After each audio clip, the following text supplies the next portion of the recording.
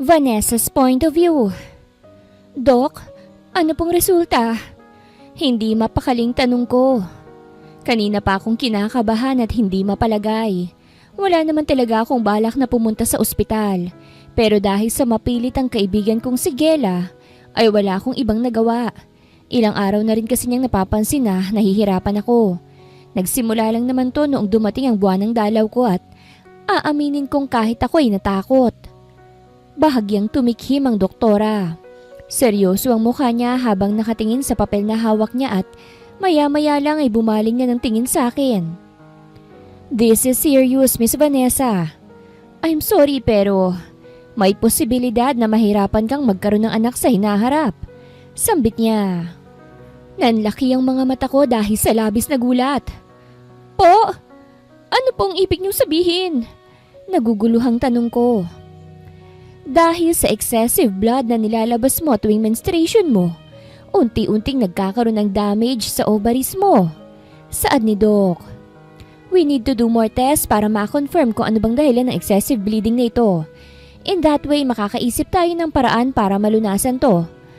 Ang problema, hindi na maibabalik ang dating healthy ovaries mo kahit na ano pang gawin natin." Huminga siya ng malalim. Kitang-kita kong matinding lungkot at awa sa kanyang mukha. Bilang isang babae, alam ko kung gaano kahalaga sa atin ang magkaroon ng anak.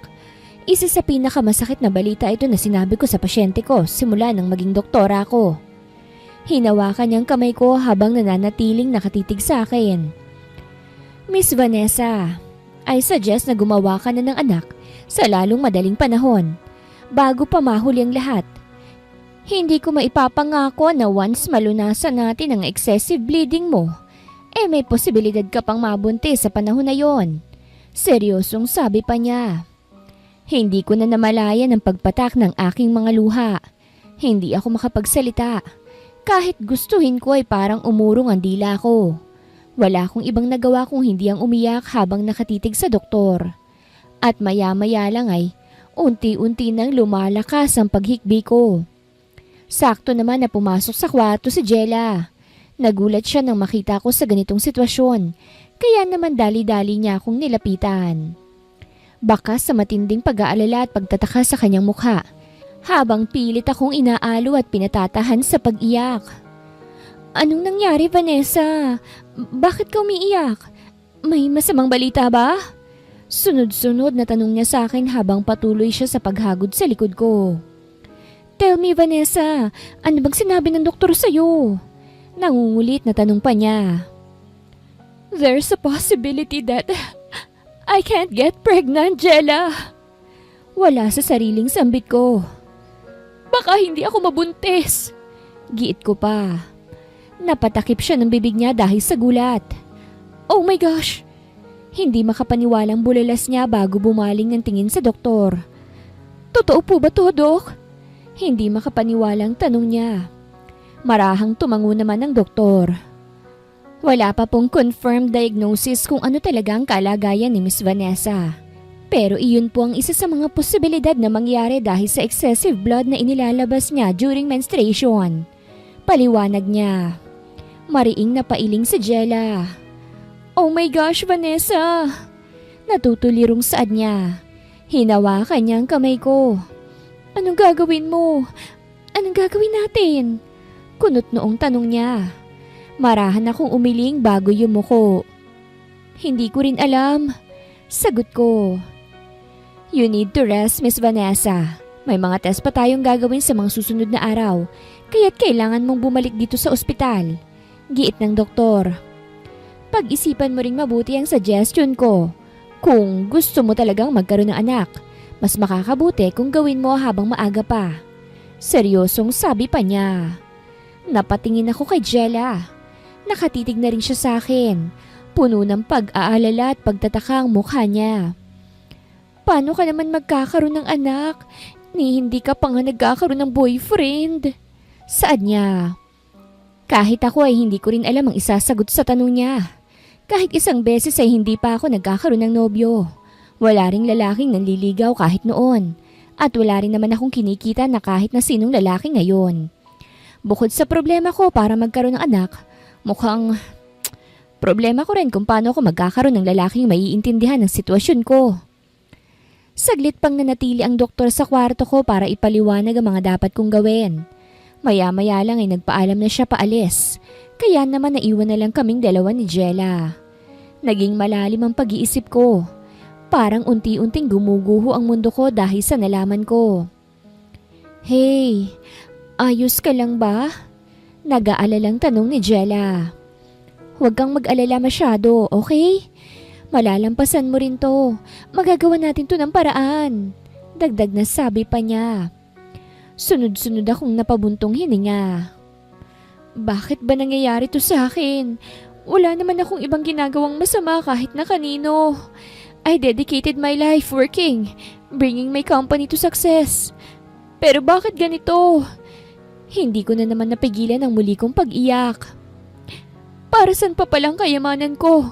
Ang kasikatan ko? Kung hindi rin naman pala ako magiging masaya sa buhay. Ito ba ang kapalit ng lahat ng paghihirap ko para maging matagumpay sa buhay? Luha ang sambit ko pa. Hinagod ni Jel ang likod ko habang patuloy akong umiiyak ng umiiyak. Alam kong nahihirapan na rin siya dahil hindi niya alam kung ano bang dapat niyang gawin. Sa mga sandaling to, gusto ko na lang munang umiyak para mailabas ang lahat ng nararamdaman ko. Ilang oras pa akong nanatili sa ospital at nang payagan na akong umalis ay agad na kaming umuwi.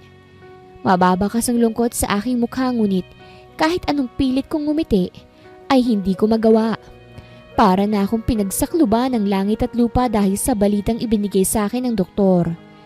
Hindi ko alam kung anong gagawin ko, pero alam kong kailangan kong magpatuloy. Gusto mo bang samahan mo na kita rito sa bahay mo? Biglang tanong ni Jella nang makapasok kami sa bahay ko. Wala naman akong ibang gagawin at pupuntahan, kaya pwede kitang samahan dito. Dagdag na sabi pa niya. Hindi na. Okay na rin naman ako at kaya ko na rin naman ang sarili ko. Sagot ko. Sigurado ka ba? Alam kong mabigat ang pinagdadaanan mo at nandito lang naman ako para damayan ka. Malungkot na sabi niya. Hindi ko alam kung anong maitutulong ko sa'yo pero gusto kitang samahan. Giit pa niya. Marahan akong umiling. Ayos lang. Kaya ko naman. Pilit akong ngumiti. Gusto ko lang din munang mapag-isa para makapag-isip-isip. Saad ko pa. Saglit siyang napaamang habang nakatitig sa akin. Maya-maya lamang ay tumango siya bilang tugon. Pagkatapos ay pilit na ngumiti. Okay, pero kung may kailangan ka tawagan mo lang ako ha. Malapit lang naman ang bahay ko rito kaya't mapupuntahan kita kagad. Sambit niya. Tumango ako. Hindi na rin siya nagsayang ng oras at agad na umalis. Dumiretso naman ako sa kwarto ko at pabagsak na nahiga sa kama. Sunod-sunod akong bumuntong hininga. Hindi ko alam kung gaano akong katagal nakatulala, pero hindi ko na rin namalaya na nakatulog na pala ako. Mabilis na lumipas sa mga araw. Kahit papano pinilit kong bumalik sa dati at iwasang isipin ang mga problema ko. Hindi yun naging madali para sa akin, pero wala na rin naman akong ibang magagawa. Good morning, Ma'am Vanessa. Biglang sambit ng isang lalaki mula sa labas ng aking bahay. Mabilis na nangunot ang noo ko. Sino ka? Anong ginagawa mo sa harapan ng bahay ko? Bakit nandiyan ka? Sunod-sunod na tanong ko. Sinong nagpapasok sa'yo rito? Alam mo bang trespassing yung ginagawa mo? Dagdag na singhal ko pa. Bigla siyang natawa. Hindi mo na ba ako naaalala, Ma'am Vanessa? Ako yung bago niyong hardinero dito. Saad niya. Ako po si Trevor, yung pinakilala ni Ma'am Jella nung isang linggo. Dagdag na pakilala pa niya. Hardinero? Abay, kailan pa ako nagkaroon ng hardinero? Naguguluhang tanong ko. Wala akong natatandaan na nag-hire ako ng hardinero. At mas lalong wala akong maalalang may pinakilala sa akin. Dagdag na sambit ko pa. Kung gusto niyo po, tawagan niyo po si Ma'am Jella at itanong niyo sa kanya. Nakangiting sambit niya. Magsasalita pa sana ako ngunit bigla naman siyang nawala. Dali-dali akong lumapit sa bintana para sumilip at hanapin siya. Halos mapaigtad ako sa gulat nang bigla na naman siyang sumulpot Hawak-hawak ang isang sako na puno ng mga damo. "Have a nice day, Ma'am Vanessa. Magtatrabaho na po ako Paalam niya. Napasapo ako sa dibdib ko nang biglang bumilis ang tibok ng puso ko. Hindi napigilan ng sarili kong mapatitig sa kanya. Kahit nakatalikod at bahagyang nakalayo na sa pwesto ko, kitang-kita ko pa rin ang matipuno niyang katawan. Lalo na't hapit na hapit ang puting sando na suot niya.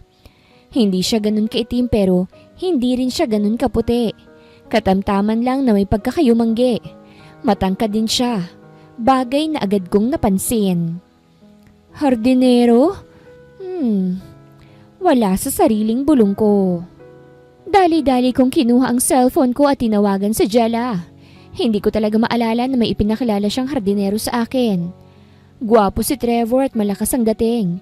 Sigurado akong maaalala ko siya kung ipinakilala siya sa akin ni Jella noon. "Hello?" Sambit ng kaibigan ko nang sagutin niya ang tawag ko. "Jella? Sino ba itong hardinero dito sa bahay ko? Pinakilala mo raw siya sa akin pero hindi ko maalala." Diretsyong tanong ko. Bahagya siyang napahagikik. "Ay, nagsimula na pala siya?" Saad niya. "Oo, pinakilala ko siya sa'yo pero hindi ko siya kasama noon. Binanggit ko lang sa'yo at pumayag ka naman agad. Kaya iyan." Dagdag na sabi pa niya. Napabuntong hininga ko. "Wala akong matandaan." Giit ko. "Hindi ko naman kailangan ng hardinero, Jella. Bakit ako mag-hire ng ganito?" Kunot noong saad ko. "Mabait yan at masipag. Kaya wag ka na mag-alala. Magaling din niyang maglinis, ano?" Singhal niya. Wala namang mawawala sa'yo kung hahayaan mo na lang siya. Andyan na rin naman siya kaya wala ka na magagawa." Natatawang sabi pa niya. Napailing na lang ako. "Ikaw talaga kung ano-ano talagang pinaggagawa mo." Asik ko. Tumawa naman siya ng malakas. Gwapo naman si Trevor Hindi ka nalugi riyan dahil may nakakatakam kang view kapag naglilinis siya. Nangaasar na sabi niya. "Isa pa, mag-isa ka lang palagi sa bahay mo. Mas mabuti pang nandyan siya para kahit papano may kasama ka't bantay na rin ano." Dagdag na asik pa niya. Ramdam ko ang pag-init ng mukha ko. Hindi ako nakapagsalita at wala akong ibang nagawa kung hindi ang babaan siya ng tawag. Totoo naman kasi ang sinabi niya na gwapo nga si Trevor at hindi ko maitatanggi yon. Ang hindi ko lang maintindihan sa sarili ko ay kung bakit ganito ang nararamdaman ko. "Nakausap niyo na po ba si Ma'am Jella, ma'am?" Biglang tanong ni Trevor. "Sinabi na po ba niya sa iyo kung paano ako nakapasok dito bilang hardinero niyo?" Nakangiting tanong pa niya. Napatalo naman ako sa gulat dahil sa biglaan niyang pagsulpot. Napahawak pa ako sa dibdib ko dahil sa kaba. "Ano ba? Bakit ka ba nanggugulat?" Inis na singhal ko sa kanya. Sorry ma'am. Ang akala ko po ay napansin niyo ang paglapit ko." Paumanhin niya. Sunod-sunod akong napabuntong hininga. "Magtrabaho ka na nga lang dyan." Asik ko pa pagkatapos ay tinalikuran na siya. Narinig ko pang pagtawa niya ngunit hindi ko na siya pinansin. Ang aga-aga sinisira niyang araw ko. Kung ganito rin lang ang mangyayari sa tuwing nandito siya, baka hindi siya magtagal sa pagtatrabaho dito. Napagdesisyonan kong pumunta sa kusina para mag-almusal. Sa laki ng bahay ko, marami ang magtataka kung bakit hindi ako kumukuha ng mga kasambahay. Nasanay kasi akong kumikilos para sa sarili ko. Kaya naman hindi ko na kailangan pa ng kasambahay. Sanay na rin naman akong mag-isa kaya't hindi ito problema para sa akin. Bibigyan ko pa ba siya ng almusal? Wala sa sariling tanong ko sa kawalan. Parang hindi naman niya kailangan. Pinag-cross ko ang mga kamay ko sa aking dibdib. Wag na lang kaya siyang bigyan. Matapos ang ginawa niyang panggugulat sa akin, dapat lang natarayan ko siya, no? Dagdag na asik ko pa. Maya-maya nga lang ay mariin na akong napailing. No, hindi naman ako ganun kasamang tao, no? Sambit ko pa. Kahit labag sa loob ko ay dinagdagan ko na ang niluluto ko para sa almusal. Simpleng sinangag lang naman to na may itlog at bacon. Pagkatapos ay kape at juice. Siguro naman, hindi na siya mamimili sa kakainin niya. Nang matapos ako sa pagluluto ay agad ko namang hinanda ang mga pagkain. Nagdadalawang isip pa akong lumabas at ihatid kay Trevor ang niluto ko. Pero wala namang ibang gagawa nun kung hindi ako. Nasa may pinto pa lang ako ay tanaw na tanaw ko na siya. Kita ko ang pagpapawis ng katawan niya at basang-basa na rin ang suot niyang sando. Sunod-sunod akong napalunok. Shucks! Kailangan bang ganyan kahat kapag hardinero? Wala sa sariling bulong ko. Sa lahat ng hardinerong nakita ko, siya lang talagang pinakahat. Parang hindi bagay sa kanyang trabahong pinasok niya. Dagdag na sambit ko pa. Nang mabalik ako sa ulirat ay mariin akong napailing bago nagpatuloy sa paglalakad palapit kay Trevor. Nagulat pa siya nang makita ako pero agad din siyang ngumiti. Nagluto ako ng breakfast. Dinagdagan ko na para naman may maipakain ako sa'yo. Nahihiyang sambit ko pa. Huminto ako sa harapan niya.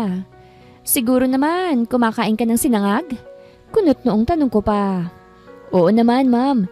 Hindi naman po ako mapili sa pagkain. Mabilis na sagot niya. Ngayong pinagmamasdan ko si Trevor ng mas malapitan, ay nakikita ko ang gwapo niyang mukha. Para akong nawawala sa ulirat habang nakatitig ako sa kanya. At halos magkarambola na rin ang dibdib ko dahil sa bilis ng tibok ng puso ko. Ngayon ko lang ito naramdaman. At kahit ako ay hindi ito maipaliwanag. Good. Wala sa sariling sambit ko. O sige na, kumain ka na muna bago mo ipagpatuloy ang ginagawa mo. Saad ko pa. Matapos kong maiabot sa kanya ang pagkaing dala ko ay agad na akong naglakad paalis. Narinig ko pang pagsigaw niya para magpasalamat pero tumangulang ako bilang tugon. Kung magtatagal pa ako na malapit sa kanya ay baka tuluyan na akong mawala sa katinuan. Hindi pa naman ganun kainit sa labas pero halos maligo na ako sa pawis dahil sa kakaibang init na nararamdaman ko sa katawan. What the heck, Vanessa? Ano bang nangyayari sa'yo? Inis na singhal ko sa sarili ko nang makapasok ako sa bahay. Hindi ikaw to. Hindi ka ganito, okay? Dagdag na asik ko pa. Sunod-sunod akong bumuntong hininga para pakalmahin ang aking sarili. Pinilit kong alisin sa isipan ko si Trevor para maayos na makapag-almusal at masimula ng araw ko. Sa paglipas ng mga linggo ay ilang beses pang pumunta sa bahay ko si Trevor. Lunes hanggang Biyernes siyang naglilinis sa bakuran ko. Hindi ko alam kung anong nangyari sa mga nakalipas na araw pero habang tumatagal ay unti-unti na akong nagiging komportable sa presensya niya. Good morning, Ma'am Vanessa. Malakas na pagbati sa akin ni Trevor. Malawak ang ngiti sa kanyang labi habang marahang naglalakad palapit sa bahay ko. Hindi ka pa rin po pumapasok sa kumpanya mo? Halos ilang linggo ka na rin dito ah. Nag-uusisang tanong pa niya. Pilit na lang akong ngumiti. May inaasikaso rin kasi ako eh. Pagdadahilan ko. Ano naman ngayon ang balak mo sa bahay ko, Kunot noong tanong ko pa. Gagawang ko po kayo ng taniman sa likod. Puro puno kasi ang naroroon at sayang din ang malawak na espasyo. Mabilis na sagot niya. Sa tingin ko po, gagandang bakuran niyo kung magkakaroon ng ganon. Dagdag na sabi pa niya. I see, that's a great idea. Matagal ko na nga rin binabalak yan pero di ko lang magawa. Saad ko. Ako na pong bahala roon, ma'am. Sisiguraduhin kong magagandahan kayo kapag natapos ako roon. Nakangiting sabi niya. Mukhang nagkakamabutihan na kayong dalawa ah. Biglang sambit ni Jella. Ilang linggo lang ako hindi pumunta rito. May pinalit ka na sa akin. Nakasimangot na singhal pa niya. Agad akong napangiwi. Ano na naman yung pinagsasasabi mo? Nag-uusap lang kaming dalawa, no? Asik ko sa kanya. Natawa naman siya na maya-maya lang ay sinabayan na ni Trevor. Hindi ko na lang sila pinansin at pumasok na ako sa bahay ko. Narinig ko pang nag-usap sila Jella at Trevor saglit. Ngunit binaliwala ko na lang yon. Dumiretso ako sa kusina para maghanda ng agahan. Makalipas lamang ang ilang minuto ay pumasok na rin si Jella. Nakaukit sa kanyang labi ang isang nakakalokong ngisi habang marahang naglalakad palapit sa akin. So, kamusta naman yung bago mong hardinero? May bahid ng pangaasar na tanong niya. Napairap ako. Kung ano man yung iniisip mo, itigil mo na. Hindi yan mangyayari kahit na ano pang gawin mo. Nakangiwing singhal ko. Nagtatanong pa lang ako, friend. Ang defensive mo na agad. Giit niya habang pilit pinipigilan ng pagtawa.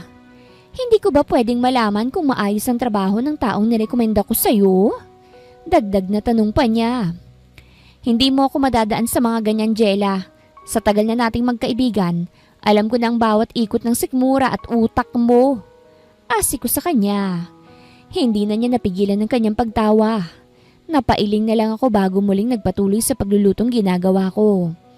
Ang akala ko ay mga asar pa siya at mangungulit, ngunit naupo na lang siya sa upuan at hinintay na matapos ako sa pagluluto. You seem good, Vanessa. More than good, in fact. Biglang sambit niya nang mailapag ko sa lamesa ang mga niluto ko. I'm happy for you. Alam ko naman kasi may pinagdadaanan ka, pero nakikita ko naman na kinakaya mo siya ngayon. Dagdag na sabi pa niya. Sunod-sunod na lang akong napabuntong hininga. Wala naman akong magagawa. Kung hindi syempre magpatuloy. Madamdaming saad ko. Kung iisipin kong maigi yun, baka mabaliw na ako. Sa ngayon kailangan ko mag-focus sa sarili ko kung paano ko ito matatanggap at makakayanan. Sambit ko pa. Ano na bang balak mo? Seryosong tanong niya. Hindi ko pa rin alam eh. Kahit ilang beses akong mag-isip, wala akong mapala. Pabulong na sagot ko. Wala nang lalaking papayag na anakan ako. Sa tingin ko ay hindi ko rin makakayang gawin yun. Dagdag na sabi ko pa. Ayaw mo bang subukan? Nakapangalumbaba si Jella habang nakatitig sa akin. Wala namang mawawala sa'yo kung wala kang mahahanap. At least ginawa mong lahat ng naiisip mong paraan. Bahagya siyang ngumiti. Kung ano man ang magiging desisyon mo, nandito lang ako para tulungan at suportahan ka. Saad pa niya. Saglit akong napamaang. Sa tagal na naming magkaibigan ni Jella, ngayon lang kami nag-usap ng ganito kaseryoso. Aaminin kong masaya ako dahil nandyan siya sa tabi ko ngayong may pinagdadaanan ako. At nagpapasalamat ako dahil naging kaibigan ko siya. Hindi ko alam. Mariin akong napailing. Parang hindi ko rin naman kakayanin kung hahanap lang ako ng lalaki na bubuntis sa akin. Dagdag na sabi ko pa. Hindi mo naman kailangang basta humanap, friend. Pumili ka. Giit niya.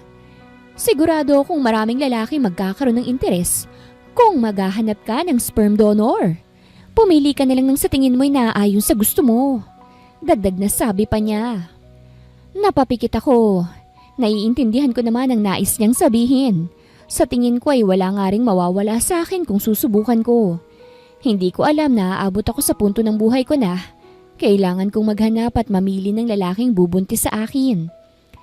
Mukhang wala na rin akong pagpipilian eh. Gusto kong magkaroon ng anak na siyang magpapatuloy sa nasimulan ko. Pabulong na sabi ko. Go friend! Tutulungan kita sa lahat ng kailangan mong gawin. Masiglang singhal ni Jella.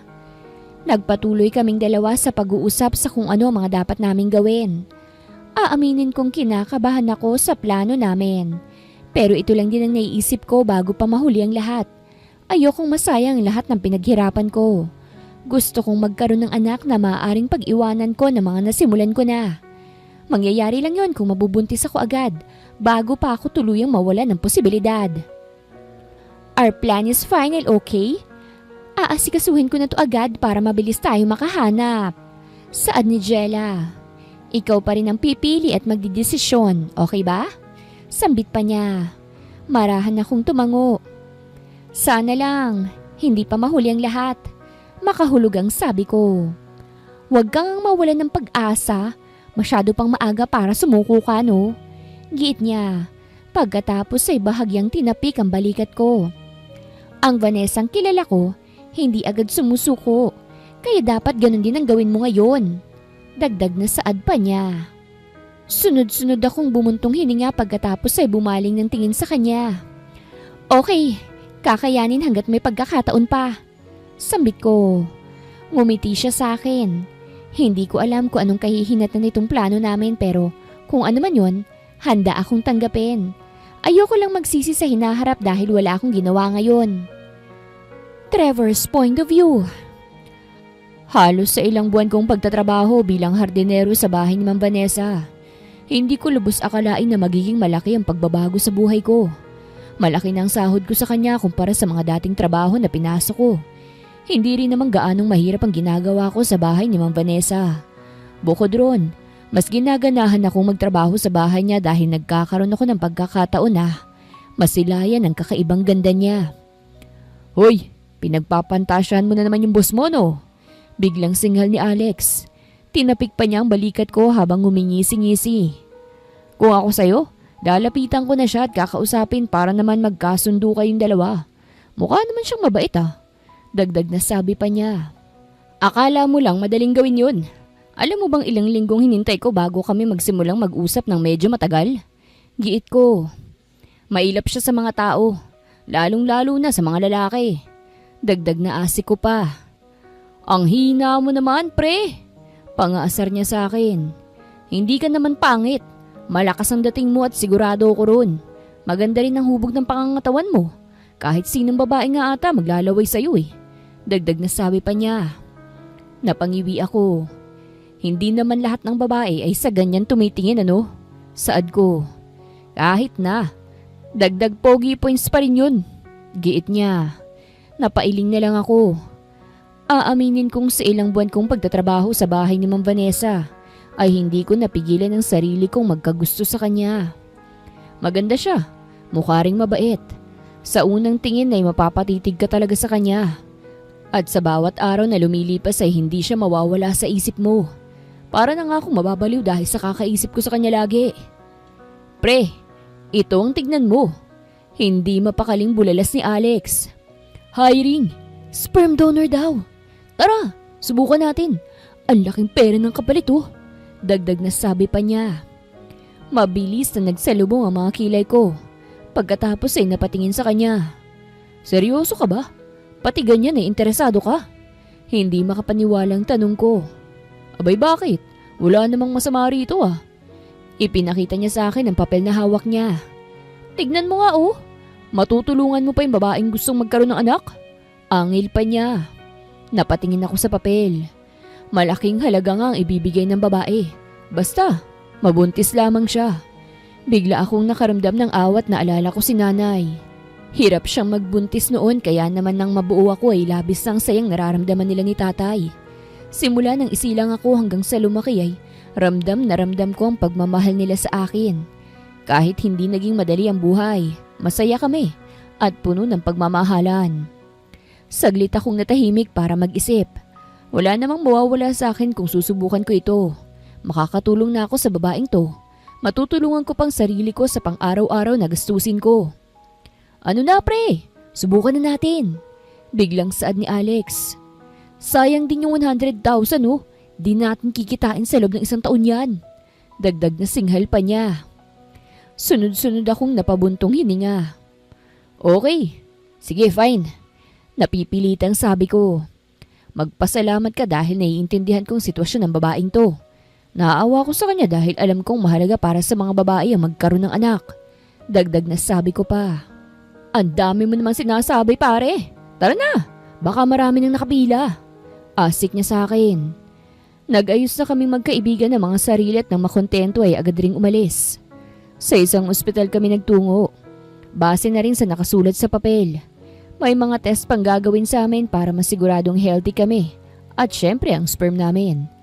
Pagkatapos nun ay kailangang pumili noong babae ng lalaking magdodonate ng sperm sa kanya. Naging mabilis lang ang paglipas ng oras. Pati na rin ang mga test na ginawa sa amin ng doktor. Halos magwala ang dibdib ko dahil sa bilis ng tibok ng puso ko. Ngayon lang ako nakaramdam ng ganito katinding kaba. Bukod ron ay, bahagya namang gumagaan ang loob ko sa tuwing may isip kong may matutulungan ako. Madami pa po bang test, Dok? Biglang tanong ni Alex. Napangiti ang doktor. Less na po ito. Bukas po natin malalaman ang result ng iba pang test. Ang iba naman ay ngayong araw din. Sagot niya. Kung wala po tayong makikitang problema sa mga resulta ng mga test, bukas po ay magpapakita kayo sa babaeng tutulungan ninyo. Dagdag na sabi pa niya. Napatango ako. Maraming salamat po, Dok. Saad ko. Halos kalahating oras pa kaming nanatili sa ospital bago kami umalis. Dumiretso na si Alex sa kanyang trabaho samantalang ako naman ay nagpunta na sa bahay ni Ma'am Vanessa. Habang nasa biyahe ay hindi ko mapigilan ang sarili kong mapangiti. Aaminin kong nasasabik na akong makita siya. Halos lumundag pa nga ang puso ko dahil sa labis na tuwa. Good morning po, ma'am. Nakangiting bati ko kay Ma'am Vanessa. Katulad ng dati, nakatambay lang siya sa may labas ng kanyang bahay. Nakatitig sa malawak na halamanan na ginawa ko noong nakaraan. Mukhang nagugustuhan niyo ang ginawa ko ah. Dumadalas ang pagtambay natin dito eh. Nagbibirong sabi ko pa. You're late. Seryosong sambit niya. Ni hindi man lang siya nag-abalang tignan ako. Napakamot ako sa aking batok. Sorry ma'am, may dinaanan po kasi kami. Nahihiyang sagot ko. I see. Tumayo siya pagkatapos ay saka lamang tumingin sa akin. Magsimula ka na sa trabaho mo. Mamaya, may almusal sa loob. Pumasok ka na lang para kumain. Sambit niya. Napatitig ako sa kanya. Sa ilang buwan kong pagtatrabaho dito sa bahay niya ngayon ko lamang siya nakitang ganito. Mababa ka sa kanyang mukha na hindi siya nakatulog ng maayos. Kitang-kita ko rin sa mga mata niya ang kakaibang lungkot. Bagay na ngayon ko lang napansin. Hindi ko na nagawang magsalita pa dahil tuluyan na siyang nakapasok sa loob ng bahay. Naiwan akong nakamaang sa labas at ilang minuto rin bago ako bumalik sa ulirat. Inabala ko na lamang ang aking sarili sa pag-aayos ng bakuran ni Ma'am Vanessa. Natapos na ako sa mga halaman na gusto niya. Kaya't kailangan ko namang magtanim ng iba pa para mas gumanda pa dito. Sa paglipas sa mga araw ay mas lalo kong napansin ang lungkot ni Ma'am Vanessa. Hindi na rin siya madalas magsalita at palagi na lang siyang nasa loob ng kanyang bahay. May mga pagkakataon na umaalis siya para pumunta sa kumpanya niya ngunit uuwi rin agad makalipas lamang ang ilang oras. Pre, hindi ka pa ba tinatawagan ng doktor sa ospital? Biglang tanong ni Alex. Mukhang nagkaroon ng problema sa mga test natin ah. Dagdag na sabi pa niya. Hayaan mo na yun pre, baka marami rin silang inaasikaso. Kaya hanggang ngayon wala pang tawag mula sa kanila. Saad ko. Sayang naman kasi yung 100,000. Natatawang angil niya. Napailing na lamang ako. Ilang araw nang nakakalipas ngunit wala pa kaming balitang natatanggap mula sa ospital. Hindi naman sa hindi na ako makapaghintay. Sadyang hindi lang din kami matahimik dahil baka nga nagkaroon kami ng problema. Maiba pala ako. Kamusta kayo ng boss mong maganda? Nakangising tanong ni Alex. Napatingin ako sa kanya. At bakit mo naman naitanong? Kunot noong saad ko. Bakit? Bawal ba ha? Nakangiwing asik niya. Gusto ko lang malaman kung may bago ba sa inyo. Giit pa niya. Napatungo ako pagkatapos ay saka nagpakawala ng sunod-sunod na malalim na paghinga. Wala pa rin. Mas lumalayo pa nga siya sa akin eh. Malungkot na sabi ko. Parang may problema siyang pinagdadaanan. Kitang-kita ko kasi sa mukha niya ang lungkot. Dagdag na sabi ko pa. Bakit hindi mo kausapin? Tanong ni Alex. Malay mo naman, magkwento siya sa'yo pagkatapos ay ikaw pala makakatulong sa kanya, hindi ba? Dagdag points pa yun. Sambit pa niya. Ang hirap ng gawin dun eh. Madalas nasa loob lang siya ng bahay niya. Hindi na rin kami nagkakausap katulad ng dati. Singhal ko. Bigla na lang tinapik ni Alex ang balikat ko. Huwag ka nang mahiya o matakot pre. Wala namang mawawala sa'yo kung susubukan mo siyang kausapin. Saad niya. Napamaang na lamang ako. Hindi ko na namalayan ang pag-alis niya dahil naging malalim na ang pag-iisip ko. Gustong gusto ko talagang kausapin si Ma'am Vanessa. Itanong kung ano bang problema niya o kung kailangan niya ng makakausap. Sa kabila ng lahat ng yon, pinangungunahan ako ng takot at hiya. Isa lang naman akong hamak na hardinero sa bahay niya. Kung kaya't wala akong karapatan na gawin ang mga iyon.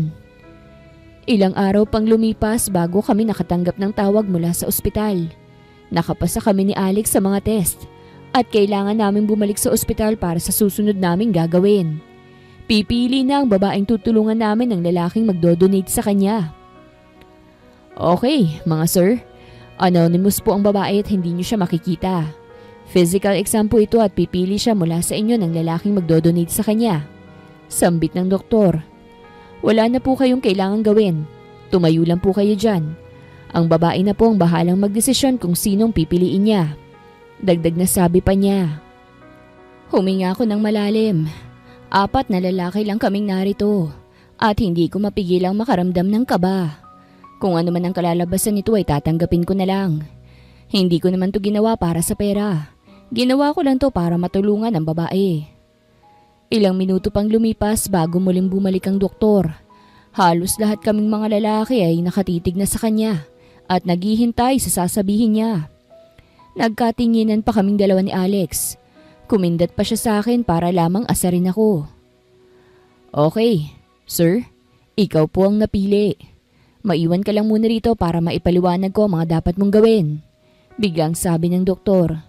Ang tingin niya ay nakatuon sa akin. Mabilis na nanlaki ang mga mata ko.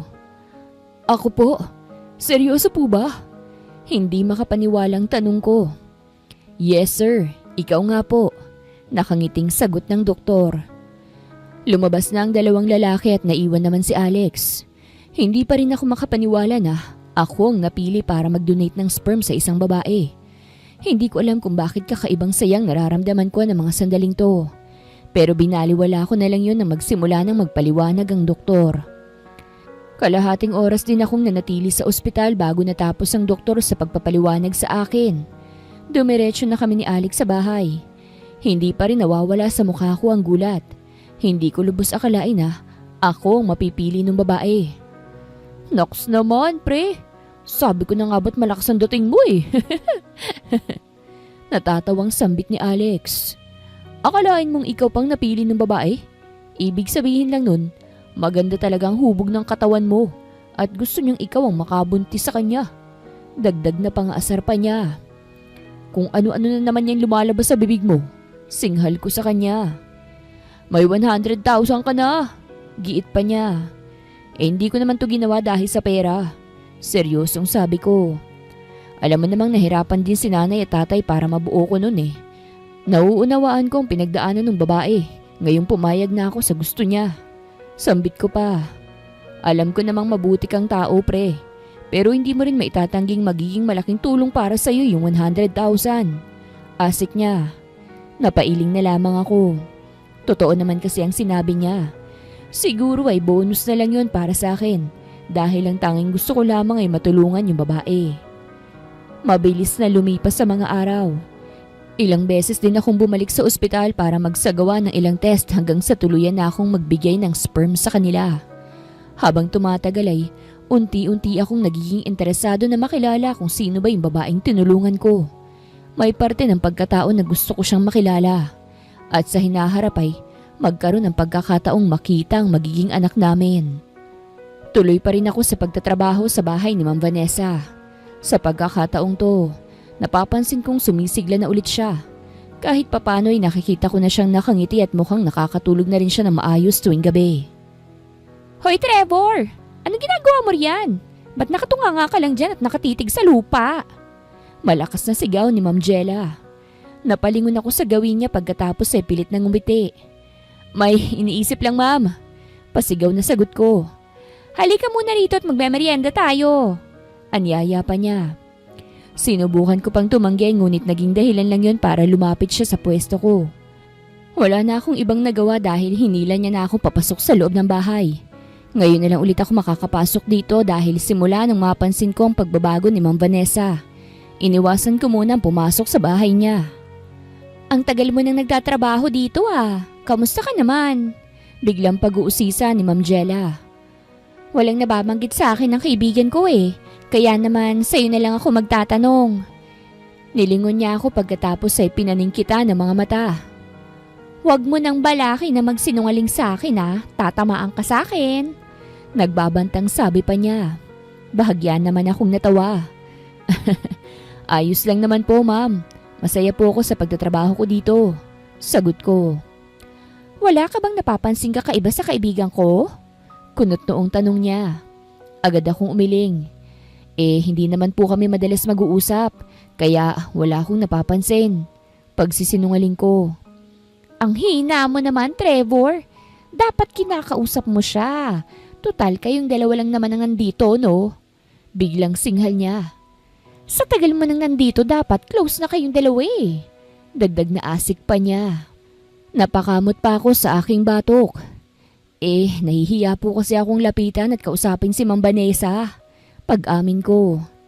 Nasanay na lang din po ako na hindi kami masyadong nag-uusap. Kaya hinayaan ko na lang na ganun. Saad ko pa. Gusto kong sabihin lahat kay Ma'am Jella pero mas pinili kong manahimik. Alam ko sa sarili ko na gustong gusto kong makausap si Ma'am Vanessa. Pero hindi ko naman magawa. Hindi ko rin maitatanggi na nasasabik akong makita sa araw-araw si Ma'am Vanessa. At hindi ko rin maluloko ang sarili ko. Alam kong may kakaiba na akong nararamdaman para sa boss ko. At alam ko rin na mali yun. Hindi dapat ako makaramdam ng ganito. Ngunit hindi ko talaga mapigilan ang sarili ko. Hoy! Nakatulala ka na naman, Trevor! Biglang singhal ni Ma'am Jella.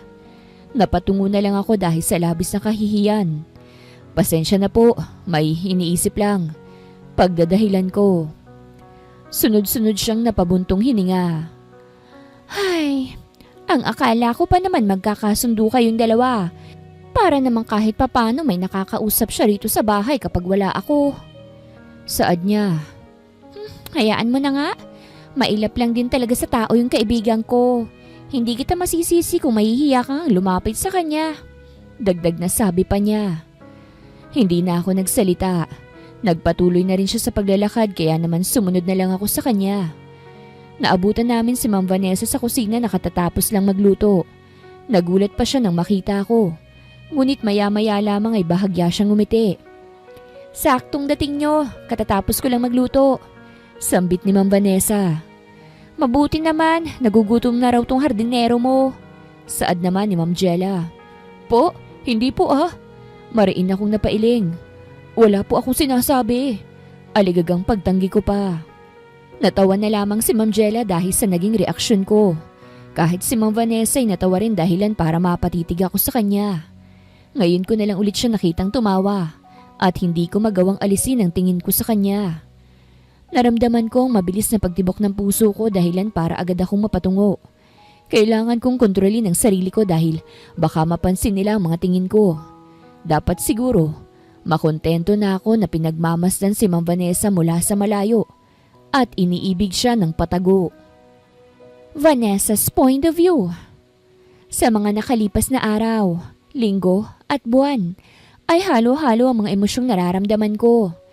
Nung una hindi ako mapakali at malungkot dahil ilang araw nang nakakalipas matapos naming isagawa ang plano namin ni Jella na maghanap ng lalaking magdodonate ng sperm ay walang nagpakita ng interes.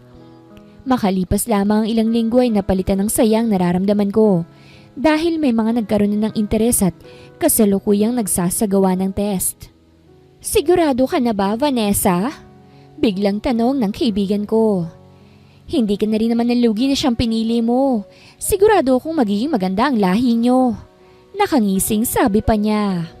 Sinamaan ko siya ng tingin. Hindi yun ang dahilan kung bakit ko siya pinili, Jella. Saad ko. Kung ganon, anong dahilan mo? Bakit si Trevor ang napili mo na mag-donate ng sperm para mabuntis ka? Kunot noong tanong niya. Pwede mo namang piliin yung Alex o kaya kahit na sino sa kanilang apat, di ba? Pero si Trevor talaga ang pinili mo. Dagdag na sambit pa niya. Huminga ako ng malalim pagkatapos ay tumitig sa kanya. Dahil kahit papano, kilala ko na siya. Kahit papano may connection kami sa isa't isa. At sigurado akong walang pagsisisihan sa desisyon ko. Seryosong sagot ko. Lumapit siya sa akin. Seryoso pa rin ang mukha niya. Pero nakangisi na siya na parang nangaasar. Talaga bang yun ang dahilan? Yun lang ba talaga ang dahilan? Tanong niya. Oo, at wala nang iba pa. Singhal ko. Huwag ka na ngang mag-isip ng kung ano-ano riyan dahil hindi yan mangyayari. Dagdag na asik ko pa. Sus! Tinapik niya ang balikat ko. Wala namang masama kung magugustuhan mo siya. Gwapo naman si Trevor at mabait din. Bagay nga kayong dalawa eh. Nangaasar na sabi pa niya. Ewan ko sa'yo. Sa tingin mo ba iisipin ko pa yung mga ganyang bagay gayong wala na nga kasiguraduhan kung magbubuntis ba ako? Nakangiwing angil ko pa. Hindi mo naman na problema yun ngayon ah. May posibilidad pa na mabuntis ka ngayon. At nariyan naman si Trevor para mag-donate ng sperm sa'yo, di ba? Giit ni Jella. Parehas kaming natigilan nang biglang bumukas ang pinto ng bahay. Sabay pa kaming napatingin sa gawin noon. At agad nanlaki ang mga mata ko nang makita ko si Trevor. Diretso siyang nakatitig sa akin. Seryoso ang mukha ngunit mahahalatang gulat na gulat. Kung ganun ay, ikaw palang babaeng naghahanap ng sperm donor? Ma'am Vanessa? Hindi makapaniwalang bulalas ni Trevor. Sunod-sunod akong napalunok pagkatapos ay napakagat sa pang-ibaba kong labi. Hindi ko alam kung dapat ba akong sumagot sa tanong niya. May parte ng puso kong natatakot sa maaari niyang maging reaksyon. Kanina ka pa ba? Tanong ni Jella. Narinig mo yung lahat? As in lahat? Aligagang sambit pa niya. Sagutin mo ang tanong ko, Ma'am Vanessa. Ikaw bang babaeng naghahanap ng sperm donor? Seryosong tanong niya. Huminga ako ng malalim. Narinig na rin naman niya ang lahat kaya't wala na akong maitatago pa. Oo, tipid na sagot ko. Ni hindi ko man lang magawang tumingin sa kanya. Kung ganon, magkakaroon na tayo ng anak? Wala sa sariling tanong pa ni Trevor. Napatingin ako sa kanyang mukha. Kitang-kita kong magkahalong saya, gulat at excitement sa kanyang mukha. Naguguluhan ako sa reaksyon niya ngunit hindi ko naman magawang magtanong. Natatakot ako sa maaari niyang isagot sa akin. Trevor, huwag ka mag-alala. Wala namang habol sa'yo si Vanessa eh. Gusto lang talaga niyang magkaroon ng anak dahil sa sitwasyon niya. Nag-aalin lang ang saad ni Jella. Narinig ko, sambit ni Trevor. Gusto ko lang masagot ang mga tanong ko, Ma'am Vanessa. Wala akong balak umatras dahil bukal sa loob ko ang ginawa kong yun. Dagdag na sabi pa niya.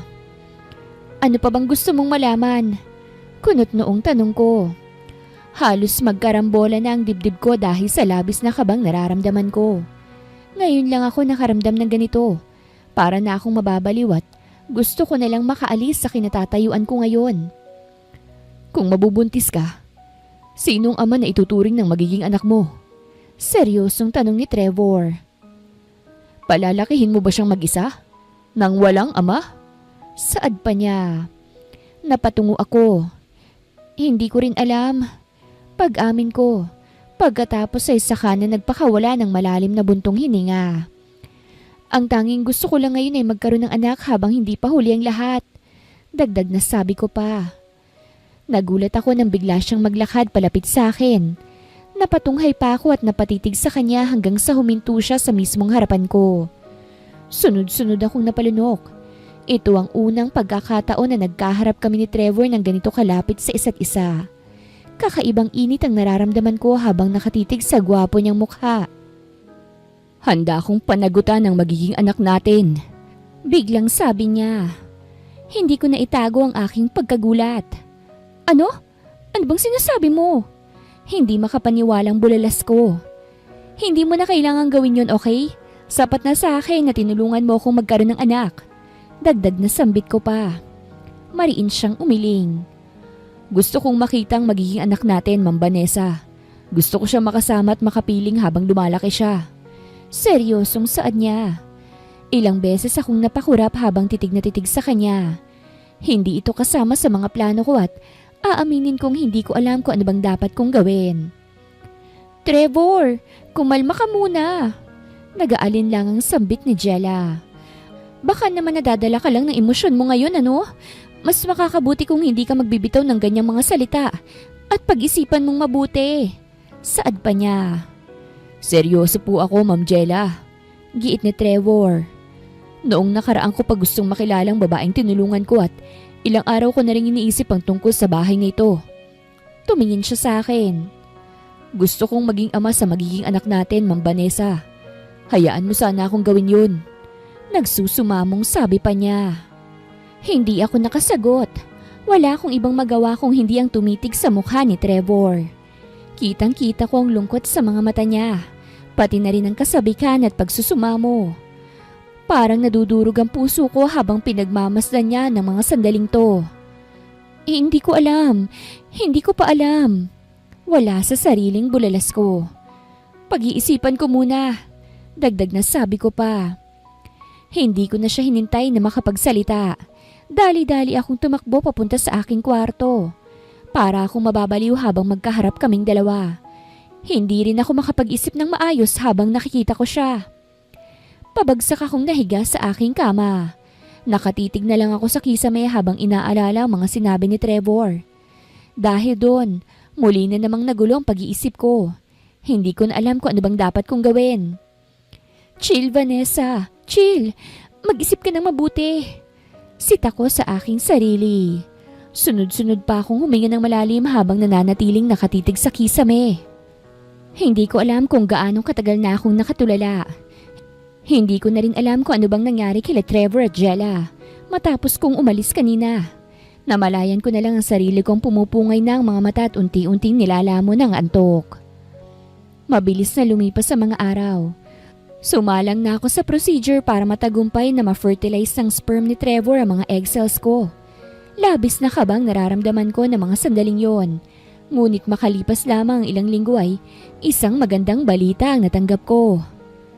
Congratulations, Ma'am Vanessa! Success po ang procedure natin. Masayang sambit ng doktor. You're now 2 weeks pregnant. Dagdag na sabi pa niya. Malawak ang naging pagngiti ko. Napatingin din ako kay Jella na hindi na maipinta ang mukha. Mabilis na nangilid ang mga luha ko hanggang sa hindi ko na napigilan ang pagpatak ng mga ito. Finally, Vanessa! Magkakaroon ka na ng anak! Luha ang sambit ni Jella. Niyakap niya pa ako pagkatapos ay saka humagulgol. Magkakaroon na ako ng inaanak, OMG! Sigaw pa niya. Kahit ako ay hindi matigil sa pag-iyak ko. Labis na sayang nararamdaman ko dahil sa balitang ito. Parang kailan lang ay sinabi ng doktor na mawawala na ng posibilidad na magkaroon ako ng anak sa hinaharap. Pero ngayon ay buntis na ako. Dinadala ko na sa sinapupunan ko ang magiging anak ko. Ang anak namin ni Trevor. Thank you po, Dok. Luha ang sambit ko. Natatawa na lang ang doktor dahil sa reaksyon naming magkaibigan. Kahit ang doktor ay kitang-kita ko ang saya sa mukha niya. Kasama namin siya sa simula hanggang sa ngayon. Kaya naman malaki rin ang pasasalamat ko sa kanya. Pagkagaling namin sa ospital, ay ilang araw na rin akong nanatili sa bahay ko. Pinupuntahan lang ako ni Jella para bisitahin. Patuloy pa rin si Trevor sa pagtatrabaho bilang hardinero sa bahay ko. Pero hindi na kami nagkakausap katulad ng dati. Hanggat maaari ay pilit ko siyang iniiwasan. Hindi ko kayang humarap sa kanya sa ngayon. Wala ka bang balak na sabihin kay Trevor ang tungkol sa pagbubuntis mo? Kunot noong tanong ni Jella. I mean, gusto niyang maging parte ng buhay ng magiging anak niyo. Sa tingin ko, tama lang kung ipapaalam mo sa kanya na successful ang pagdodonate niya sa'yo, di ba? Dagdag na sabi pa niya. Hindi ko alam. Hindi ko pa kayang humarap sa kanya. Wala sa sariling sagot ko. Why?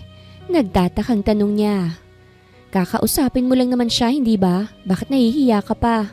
Saad niya. Hindi ko na nga rin maintindihan ang nararamdaman ko eh. Napatungo ako. Ilang araw ko na itong iniisip pero wala akong makuhang sagot. Nagulat ako sa lahat ng sinabi niya at hanggang ngayon ay hindi pa rin ako makapaniwala sa mga yon. Dagdag na sabi ko pa. Gusto mo ba siya? Diretsyong tanong ni Jella. Napatunghay ako at napatitig sa kanya. Ha?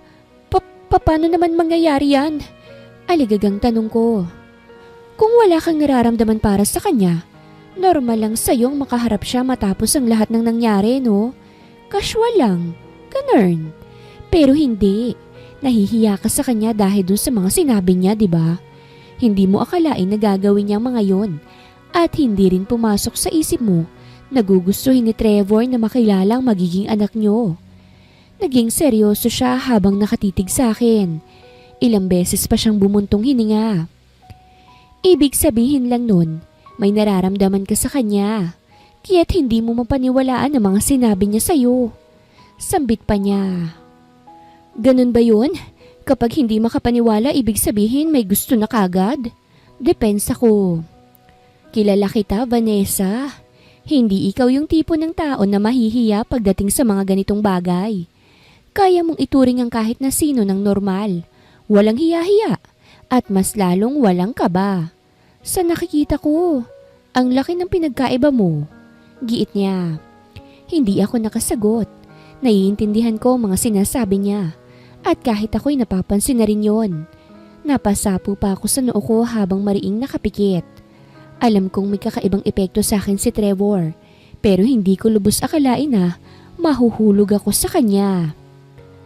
Wala namang masama kung magugustuhan mo siya, Vanessa. Hindi mo ba naiisip na iyon na rin ang daan para magkaroon kayo ng isang kumpletong pamilya? Muling saad ni Jella. Siya ang ama ng batang dinadala mo. Gusto niyang panagutan ng magiging anak niyo. At ikaw lang tong hindi makapagdesisyon. Mag-isip kang mabuti, okay? Friend, kung may nararamdaman ka na pala para kay Trevor, hindi na magiging mahirap para sa inyong mahalin ng isa't isa bilang isang pamilya. Seryosong sabi pa niya. Hindi ko alam kung paano siya kakausapin eh. Wala sa sariling bulong ko. Makita ko pa lang siya mula sa malayo. Parang pinanghihinaan na ako ng loob. Pag-amin ko pa. You don't have to worry. I got you. Bigla siyang tumayo. Pagkatapos ay naglakad palapit sa pinto. Binuksan niya ito at tumambad sa akin si Trevor na nakatayo sa labas. Mag-usap kayong dalawa ng maayos. Kailangan niyo magkasundo para hindi kayo mahirapan. Dagdag na sabi pa ni Jella bago siya tuluyang lumabas. Napatitig na lang ako kay Trevor. Ilang linggo ko rin siyang hindi nakikita at nakakausap kahit nasa labas lang siya ng bahay ko at nagtatrabaho. Halos magwala ang dibdib ko dahil sa bilis ng tibok ng puso ko habang naglalakad siyang palapit sa akin. Ni hindi man lang niya inaalis ang tingin niya sa akin, dahilan para sa sunod-sunod akong mapalunok. Let's talk. Seryosong sambit niya. Napakurap-kurap pa ako. Maupo ka. Wala sa sariling utos ko na agad naman niyang sinunod. Anong gusto mong pag-usapan natin? Nag-aalinlangang tanong ko pa. Ang tungkol sa magiging anak natin. Ang tungkol sa ating dalawa. Diretsyong sagot niya. Sa ating dalawa? Mabilis na nangunot ang noo ko. Ano naman ang ibig mong sabihin? Tanong ko pa. Gusto kita noon pa man. Walang pag-aalinlangang pag-amin niya. Hindi ko alam kung bakit hindi ko agad sinabi sa'yo. Marahil, pinangungunahan ako ng takot at hiya. Sa kabila noon, natagpuan kong sarili kong mas lalo kang minamahal sa bawat oras na lumilipas. Dagdag na sabi pa niya. Nanlaki ang mga mata ko. Are you serious? Hindi makapaniwalang bulalas ko. Tumango naman siya. Hindi ko kasi alam kung paano aamin sa'yo eh. Masyado kang mataas sa paningin ko.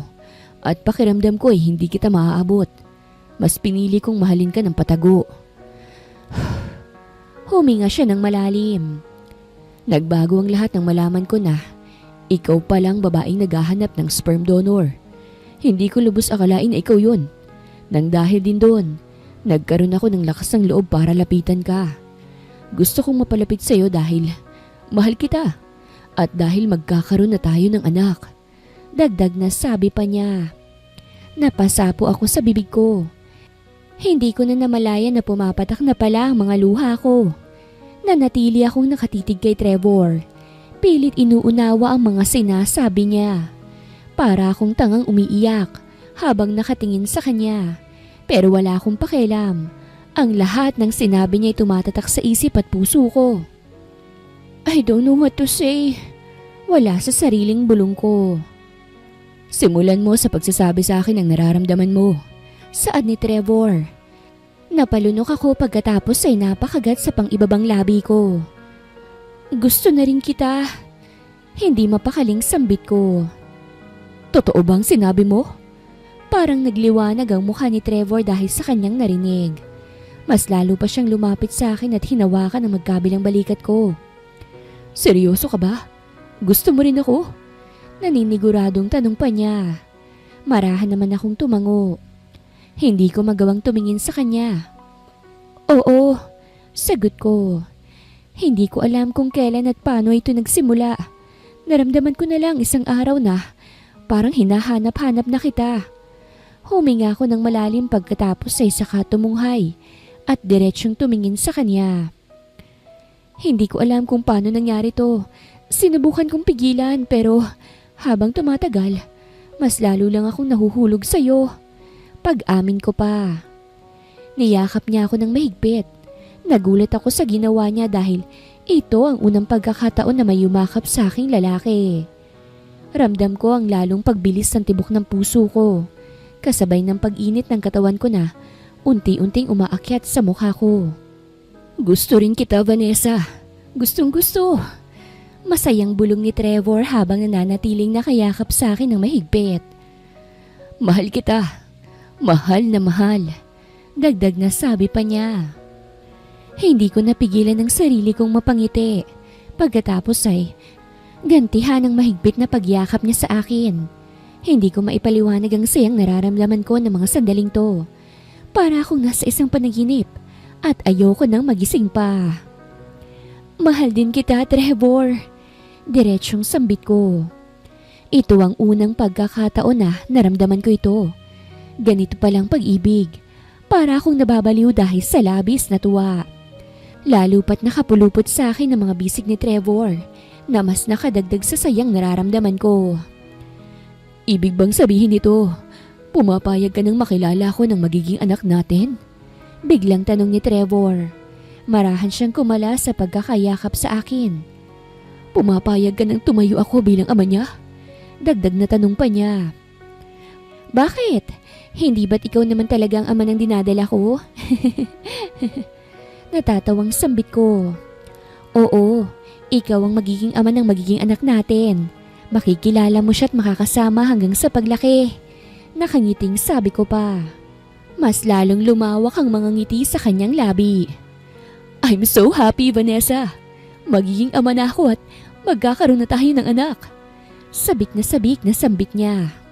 Pangako, magiging masaya at matibay ang ating pamilya. Hindi man ako ang best na ama sa mundo. Gagawin kong lahat para maibigay ang lahat ng pangangailangan ng pamilya natin. Dagdag na sabi pa niya. Marahan kong hinaplos ang dibdib niya. Naniniwala akong isa kang mabuting tao, Trevor. Ngayon pa lang, masasabi ko nang magiging isang mabuting ama ka rin. Saad ko. At asawa. Ngumisi siya habang tumataas baba ang mga kilay niya. Hindi ako makakapayag na hindi tayo magiging mag-asawa. Bubuo tayo ng ating pamilya at magkakaroon tayo ng ilan pang mga anak. Dagdag na sabi niya. Napangiti ako. Hindi ko lubos akalain na aabot sa ganito ang lahat. Wala akong pinagsisisihan sa mga nangyari dahil iyon ang naging tulay para makilala ko si Trevor. Yun din ang naging simula ng pag-iibigan naming dalawa. Kung kaya't nagpapasalamat ako dahil sa mga nangyari noon.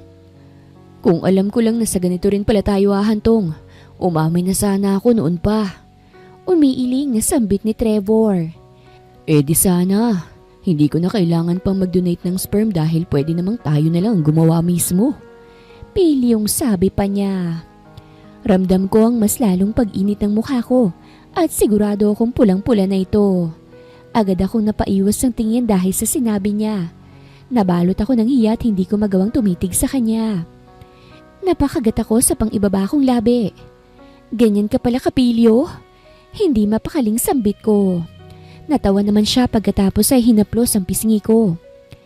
Hindi lang yan ang masasaksihan mo oras na maging mag-asawa na tayo. Nakangising sabi niya. Hindi ko napigilan ang sarili kong hampasin ang braso niya, dahilan para mas lalo siyang matawa. Alam ko namang inaasar niya lang ako, at talagang naaasar ako sa mga sinasabi niya. Para akong nilalamon ng lupa dahil sa kahihiyan. Ang araw na ito ang naging simula ng pagmamahalan namin ni Trevor. Naging masaya ang pagsasama naming dalawa. Kitang-kita ko ang pagiging maalaga niya sa akin at sa pagbubuntis ko. Hindi ko maipaliwanag ng sayang nararamdaman ko at wala na akong mahihiling pa. Ilang buwan nang nakalipas mula nang magsimula ang pag-iibigan namin ni Trevor. Ang bilis ng panahon. Parang kailan lang ay namomroblema pa ako kung paano ako mabubuntis. Pero ngayon ay kabuanan ko na at meron pa akong lalaking nagmamahal sa akin. Babe! Babe! Malakas na sigaw ko nang bigla akong makaramdam ng matinding sakit. Babe! Babe! Bilisan mo! Muling pagtawag ko pa kay Trevor. Wala akong ibang nagawa kung hindi ang mapangiwi habang pilit iniinda ang kirot at sakit na nararamdaman ko. Maya-maya lang ay naramdaman ko ng pag-agos ng likido sa binti ko, dahilan para manlaki ang mga mata ko. Sakto namang pumasok sa kwarto si Trevor. Hindi na maipinta ang mukha niya dahil sa labis na pag-aalala. Bakit? Anong nangyayari? Aligagang tanong niya. My water broke! Mabilis na sagot ko. Manganganak na ako! Singhal ko pa. Dahek, anong gagawin ko? Anong gagawin ko? Halos hindi na siya magkaintindihan sa harap ko. Mariin akong napapikit nang muli na namang bumalatay sa buong katawan ko ang sakit at kirot. Sunod-sunod akong huminga ng malalim. Pilit pinakakalma ang aking sarili. Dalhin mo na ako sa ospital, ano ba? Naiinis na sigaw ko. Right, oo nga, ospital. Wala sa sariling sambit ni Trevor. Agad siyang lumapit sa akin para akayin akong palabas ng bahay. Nang makasakay sa kotse ay dali-dali siyang nagmanehong paalis. Para na akong hinihiwa sa bawat minutong lumilipas. At habang tumatagal, ay mas lalong tumitindi ang sakit at kirot na nararamdaman ko. Malapit na tayo, babe. Konting tiis na lang. Aligagang sambit ni Trevor. Pinilit kong tiisin ang sakit na nararamdaman ko hanggang sa tuluyan kaming makarating sa ospital. Agad akong inasikaso ng mga doktor at nurse at dinala sa delivery room. Hindi pa rin mapakali si Trevor habang nakasunod sa amin. Para siyang batang hindi malaman ang gagawin at parang wala siyang kalaban-laban. Hindi na nagsayang ng oras sa mga doktor at nurse. Agad nilang inasikaso ang panganganak ko. Nasa isang tabi lamang si Trevor. Hindi magawang tumingin sa gawi ko habang nanganganak ako. Naiintindihan ko naman na kinakabahan at natatakot siya. Pero parang mas malala yung nararamdaman niya kumpara sa akin. Okay, misis. Umiri ka kapag sinabi kong umiri ka. Biglang sambit ng doktor. Now, ire, push! Umiri ka, misis! Saad pa niya. Halos walang ibang naririnig sa loob ng delivery room kung hindi ang pag-iri ko. Parang nahahati sa dalawang katawan ko. Tumatagaktak na rin ang pawis ko at hindi ko na rin mapigilan ang sarili kong maluha dahil sa sakit. One more time, misis. We're almost there. Push! Biglang utos ulit ng doktor na agad ko namang ginawa. Kung saan-saan na nga ako kumakapit habang umiiri sa abot ng aking makakaya. Nagpalingalinga ako habang mariing nakapikit dahil sa labis na sakit na nararamdaman ko. Nakarinig ako ng mahinang pag-iyak ng sanggol na maya-maya lang ay unti-unting lumalakas.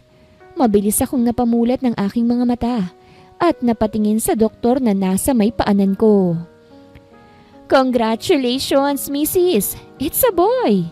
Nakangiting sambit ng doktor. Doon pa lamang napatingin sa gawin namin si Trevor. Ang takot, pangamba at pag-aalalay agad na nawala sa mukha niya. Punong-puno ng pananabik ang tuwa ang kanyang mga mata habang nakatitig sa anak namin. Nakahinga ako ng maluwag dahil natahapos na ang lahat. Inasikaso pa ako ng doktor para malinisan at ganoon din ang ginawa ng mga nurses sa anak namin. Hindi ko lubos akalain na ganito pala kahirap ang panganganak. Parang ayoko nang maulit pa. Napaigtad ako sa gulat nang biglang hawakan ni Trevor ang kamay ko. Nakatitig na siya sa akin habang pinipigilan ang pagpatak ng kanyang mga luha. Nakangiti rin siya at kitang-kita ko ang saya sa mukha niya. May junior ka na. Nakangiting saad ko.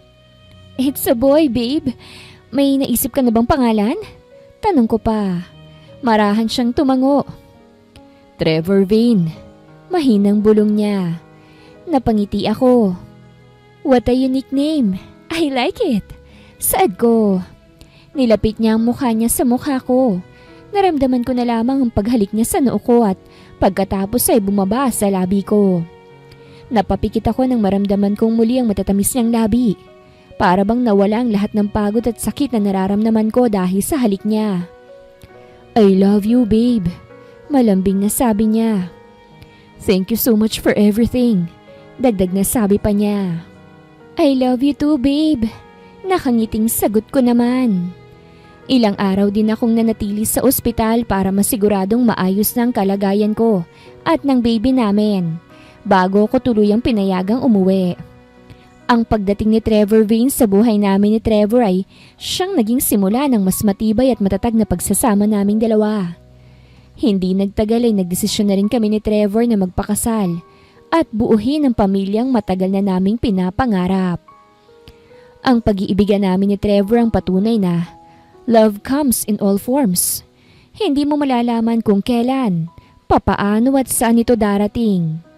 Dahil magugulat ka na lang na nagmamahal ka na pala. Hindi namin inaasahan ni Trevor na mamahalin namin ang isa't isa. Pero dahil malakas ang pag-ibig at ang tadhana, ay wala kaming ibang nagawa. Sa kabila ng mga problemang kinaharap ko, sino bang mag-aakalang magiging masaya rin pala ang buhay ko? Nagkaroon ako ng anak na muntik nang hindi mangyari. Nagkaroon ako ng asawa na hindi ko inaasahang makikilala at mamahalin ako. At nagkaroon ako ng pamilyang ni minsan ay hindi pumasok sa isip ko. Ang lahat ng to ay dahil sa pag-ibig at sa tadhana. At wala kang magagawa kapag tinamaan ka nito. Wakas!